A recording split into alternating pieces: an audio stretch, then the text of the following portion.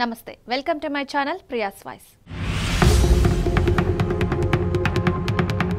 ఏదో reserve forest ఉన్నట్టు, reserve forest లో అత్యంత ఏమంటారు జీవరాశులు ఉన్నట్టు, జింకలు పులులు సింహాలన్నీ ఆన్నే ఉన్నాయి అన్నట్టు, జింకలు పులులు సింహాలు లేవు అధ్యక్ష. ఆ చుట్టుముట్టుతో కొన్ని కుంటనక్కలు చేరి ఇట్లా వ్యవహరిస్తున్నాయి అధ్యక్ష.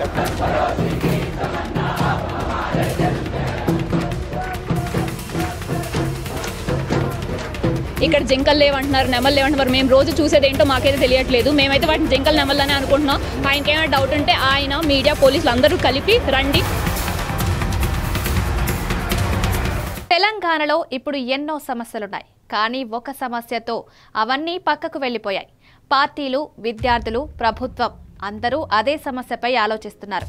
అదే కంచగచ్చిబౌలి వివాదం. హైదరాబాద్ సెంట్రల్ యూనివర్సిటీ సమీపంలోని కంచగచ్చిబౌలి భూముల వివాదం ఇటీవల తెలంగాణలో పెద్ద చర్చనీయాంశంగా మారింది.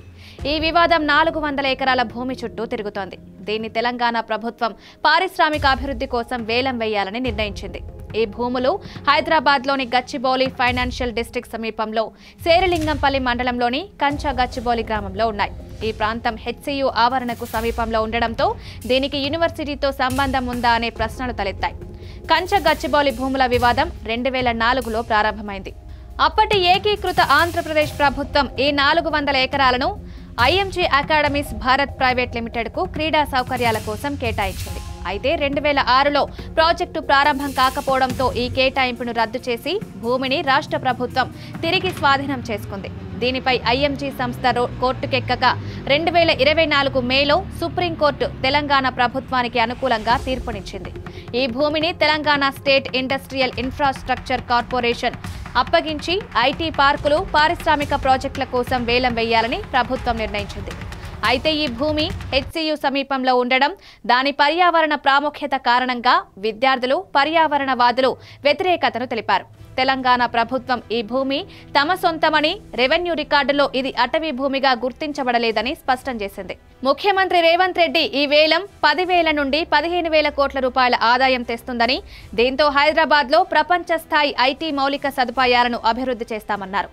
ఈ భూమి హెచ్సియుకు చెందింది కాదని, విద్యార్థులు తప్పుదారి పట్టించబడ్డారని ఆయన ఆరోపించారు.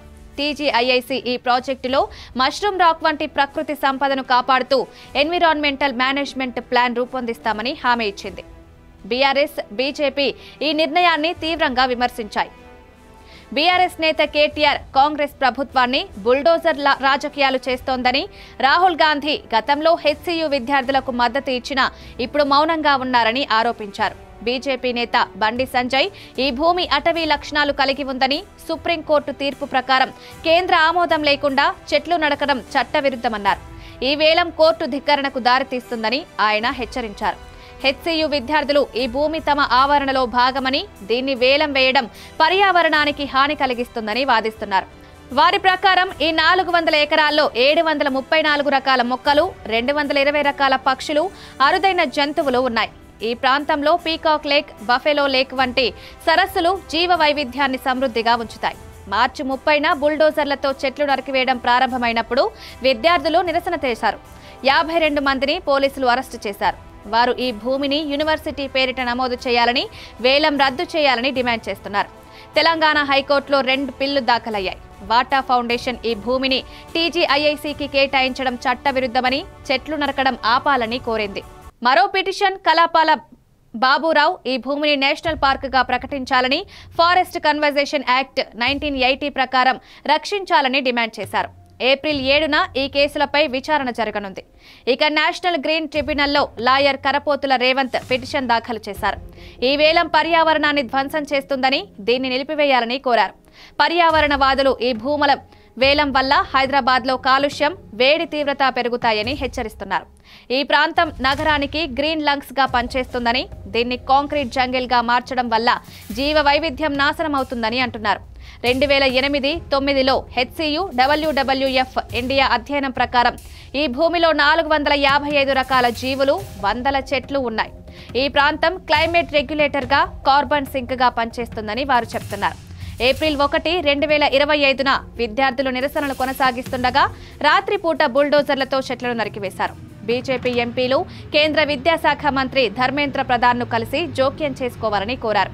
సేవ్ హెచ్సియు ఉద్యమం సోషల్ మీడియాలో #ఆక్సిజన్ నాట్ ఆక్షన్ #తో విస్తరిస్తోంది. ఈ వివాదం చట్టపరమైన రాజకీయ యుద్ధంగా మారింది. దీని ఫలితం హైదరాబాద్ పర్యావరణ భవిష్యత్తును నిర్ణయిస్తుంది. డెఫినెట్గా నేను ఇప్పుడు కంఫర్టబుల్గా నా అపార్ట్మెంట్ నుంచి కూర్చొని వీడియో చేసి పోస్ట్ చేస్తున్నాను. కానీ నాకు కూడా తెలుసు ఈ అపార్ట్మెంట్ కట్టేటప్పుడు ఎన్ని ట్రీస్ కానీ ఎన్ని యానిమల్స్ని కానీ చంపడం జరుగుంటుంది, లేకపోతే ఎన్ని ట్రీస్ కట్ చేయడం జరుగుంటుంది. So it is very easy for me to sit and make this video and talk about what is right and what is wrong.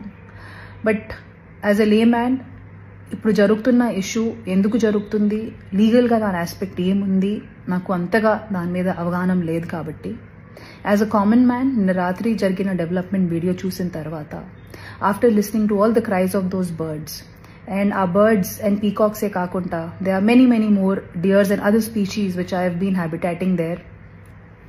Maybe this is our chance to redeem ourselves. Peak summers are coming in and ఇలాంటి ఒక సందర్భంలో ఆ పక్షుల్ని ఆ పశువుల్ని వారి ఇంటి నుంచి బయట తరిమేయడం అనేది ఎంతవరకు కరెక్ట్ నాకు తెలియదు సార్. కానీ you are our only power and you are our only option to rehabilitate those animals. So please ఆ పక్షుల్ని కూడా దృష్టిలో పెట్టుకొని ఒక పాజిటివ్ అప్రోచ్తో మీరు మీ నెక్స్ట్ డెసిజన్స్ తీసుకుంటారు అనేది మనస్ఫూర్తిగా కోరుకుంటున్నాము. Once again, thank you so much and I hope many voices join and ఏదో రకంగా ఈ విషయం ఈ మ్యాటర్ మా గవర్నమెంట్కి తెలుస్తుంది అండ్ తెలిసి వాళ్ళు ఈ పక్షుల్ని కూడా వాళ్ళ దృష్టిలో పెట్టుకొని వాటిని రీహాబిలిటేట్ చేసి అప్పుడు వాళ్ళు నెక్స్ట్ మూవ్ చేస్తారు అనేది కోరుకుంటున్నాము. Once again, thank you so much and let's hope for the best. Namaskaram. This is a public heartfelt request to our Honorable Chief Minister Revanth Reddy garu. నాకు 2 days క్రితం ఆ హెచ్యూ గురించే తెలిసింది. కనుక్కున్నాను కొన్ని విషయాల గురించే. That's why I'm making this video. Sir, I'm requesting you as a mother. ఒక తల్లిగా మీకు రిక్వెస్ట్ చేస్తున్నాను. నేను ఎలాగైనా 44 అయిపోయాను, నేను ఎలాగైనా రేపు మాపు పోతాను, I'm old. But for my kids and all our kids, for their future, we need oxygen, we need water. Yes, development is 100% necessary. There is no doubt. We need our IT parks, we need our tall skyscrapers, we need our buildings.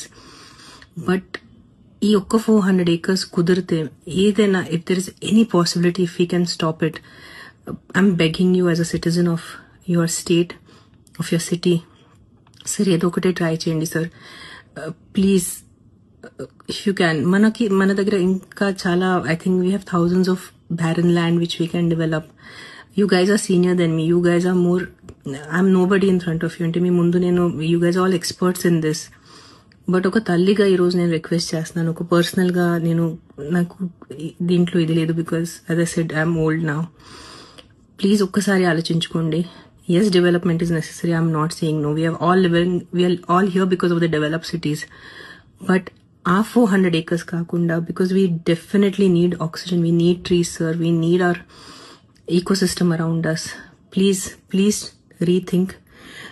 It's a heartfelt request to all the officers, all the ministers. As a mother, I'm requesting you, please try to rethink this. If it is possible, it would be a great, huge help, and it's like we'll have a lot of gratitude for you, sir. Thank you. మరిన్ని videos కోసం subscribe చేసుకొని కిందున్న bell ఐకాన్ని నొక్కండి. Thank you.